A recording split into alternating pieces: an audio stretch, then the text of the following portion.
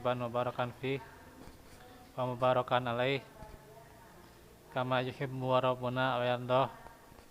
Asyhadu an la ilaha illallah wahdahu la syarikalah wa asyhadu anna Muhammadan abduhu wa rasuluh alladzi la nabiyya ba'dah.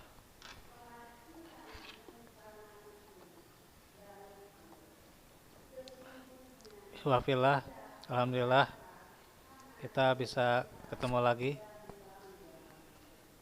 bersama-sama di sore ini di dalam pelajaran kitab At-Tauhid yang pembahasan kita sudah sampai bab 39.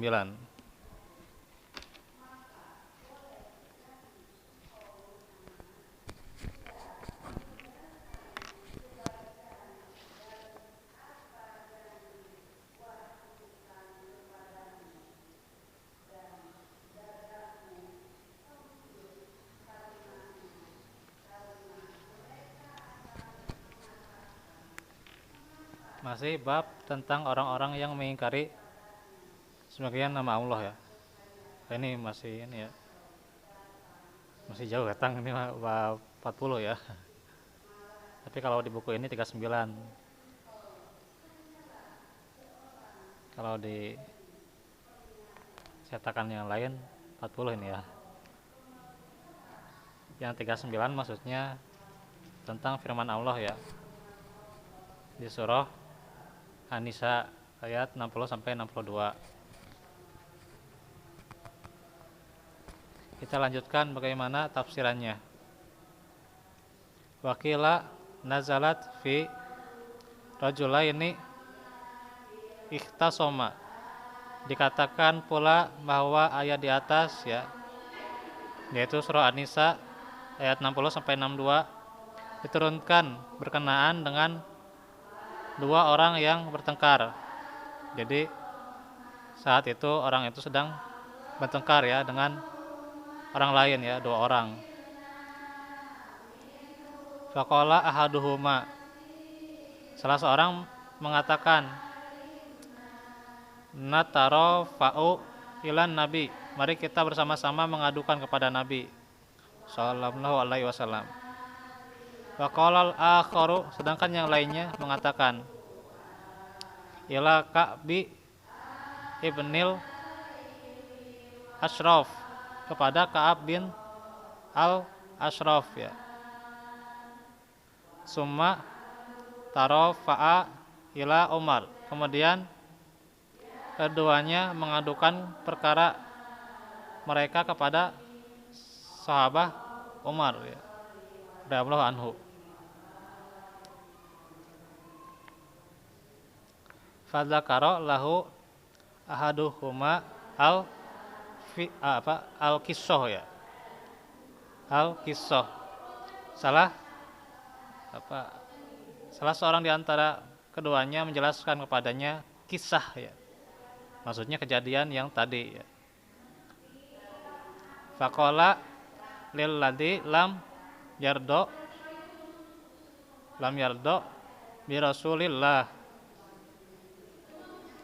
Lalu Umar bertanya kepada orang yang tidak ridho dengan keputusan Rasulullah. Beliau bertanya, akadzalik? Qala na'am. Fadarabahu bis-sayfi faqatalahu. Benarkah demikian? Ia menjawab, ya, akhirnya dihukumlah orang itu oleh Umar dengan dipenggal dengan pedang. Sedilihat dalam Tahdzib al-Aqidah dan yang lainnya ya. Sedilihat rujukannya aja ya. Ini menunjukkan bahwa orang yang ketika ada sebuah keputusan dia tidak ridho, kemudian ada pertengkaran ya, maka idfa billati hiya ahsan, itu ya caranya, itu idfa billati hiya ahsan, tolaklah itu dengan cara yang baik. Jadi kita harus menolak sebuah kemungkaran, pertengkaran, kejahatan, sikap-sikap yang tercela dengan cara yang baik ya. Iya ahsan. Itu bisa dilihat ya dalam surah Fusilat itu ya. Surah keberapa? 41 ya.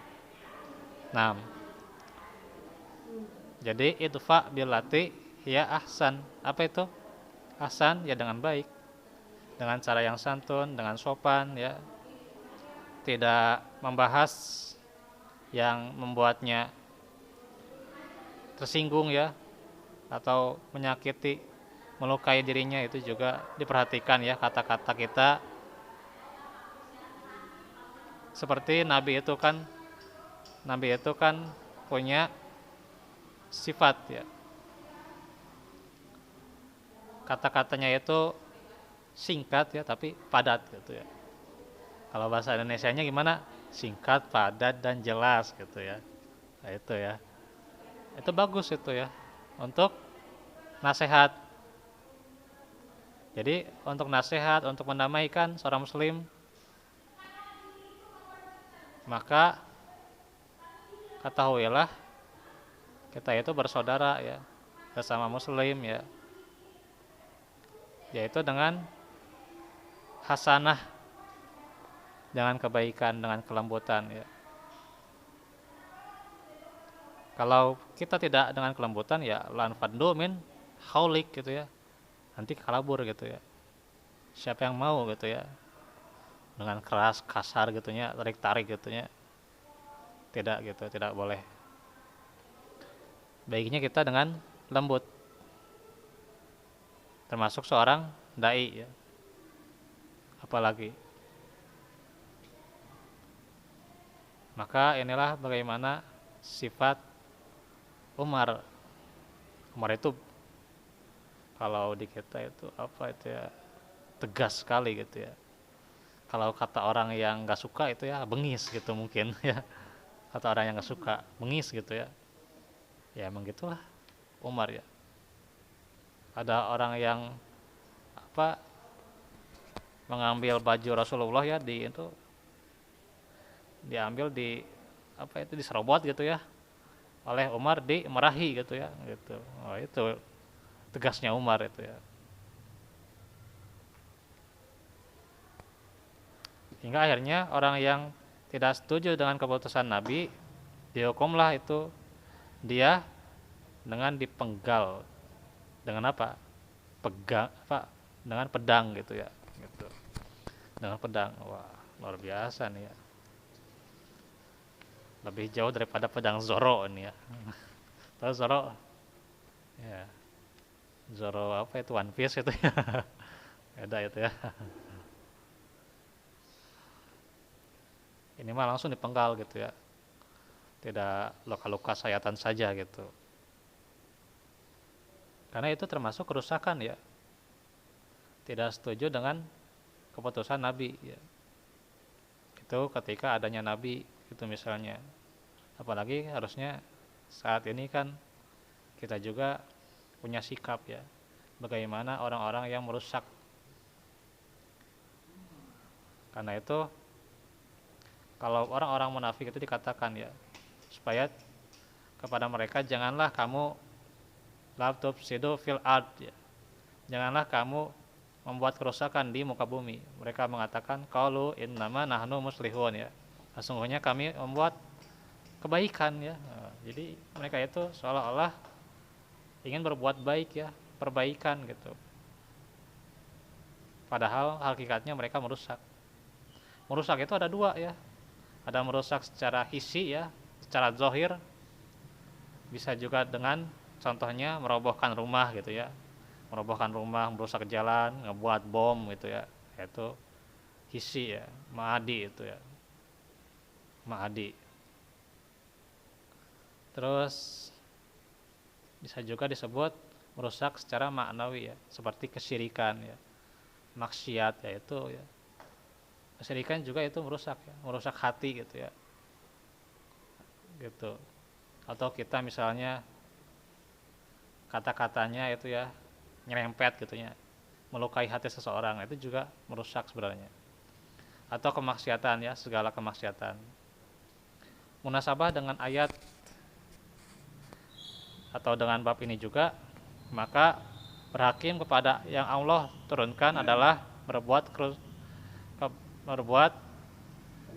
keberesan ya, berbuat keberesan ya, dan berhakim kepada yang bukan berarti berbuat kerusakan.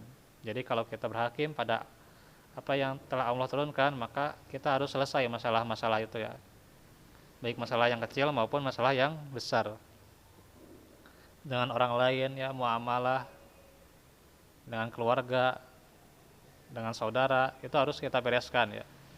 Kalau tidak, itu adalah kerusakan. Apalagi menyangkut negara ya, berat itu ya. Karena itu berhakim bukan kepada Allah dan Rasulnya, termasuk perbuatan orang munafik dan perbuat kerusakan di bumi ya. Nah, ini dalam Fathul Majid ya, syarah kitab Tauhid. Karena itu Allah berfirman ya, afa hukmal jahiliyati yabghun, apakah hukum jahiliyah yang mereka kehendaki ya. Wa man ahsanu minallahi hukman liqaumin yuqinun, hukum siapakah yang lebih baik daripada hukum Allah bagi orang-orang yang yakin. Surah Al-Maidah ayat 50.